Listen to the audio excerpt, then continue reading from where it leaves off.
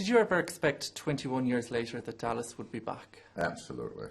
Did, I just didn't know it'd be back with me. I didn't think I was going to live that long. Surprised everybody, didn't you? Yeah. and yourself? I had no idea it was ever going to come back. And this is a lovely surprise for all of us. The three of us are just thrilled. How is it different this time around for you both? It's the same, really. Yeah. I mean, our characters haven't changed a lot.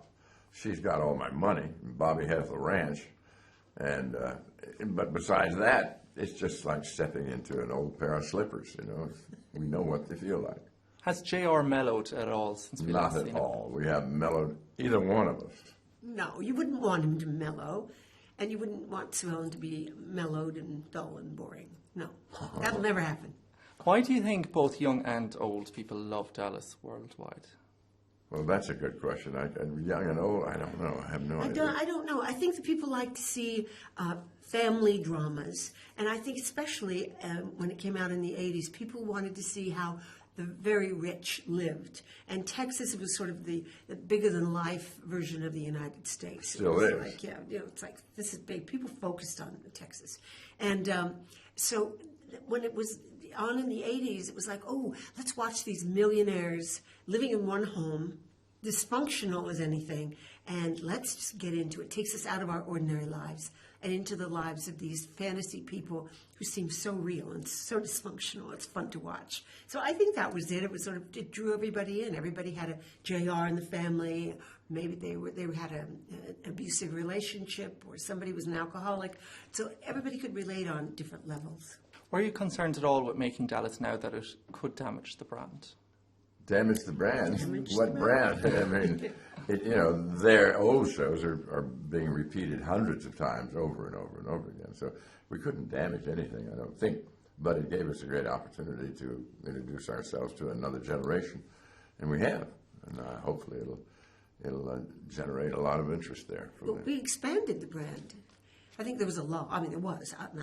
There was a lull, 20-year lull, and then all of a sudden the brand expanded. So I think it's done a very good thing for it. People are reignited to the fact that this brand is back. What can viewers expect from both Sue Ellen and JR this time? Same old stuff. No. Only faster and more of it. No, because you haven't changed. I haven't changed, Sue Ellen but they has write changed. a lot faster, and you know. Do you talk faster? Well, no. How has Sue Ellen changed? She's just wonderful. I love her. I do too. And I like my eyebrows a lot. She's changed. She's stopped drinking. She's back in Texas. She's very rich, powerful, sober, and a mother with guilt. So, I mean, put all those together, and that's somebody to be reckoned with. What is the relationship now like between Sue Ellen and John Ross?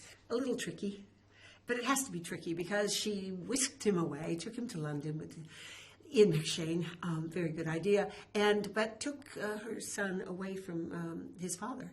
Not such a good idea. And so now they're back in Texas, and he's back with learning all the bad tricks from father. So she has the guilt, and she's watching him very closely because she doesn't want him to go too far over to that side, that side. And the relationship between JR and Sue Ellen, what is that like at the moment? Well, she treats me kind of like a warm puppy. I cuddle warm puppies. I don't cuddle you. I sort of treat you as if you sort of don't exist. I'm sort of very indifferent to him.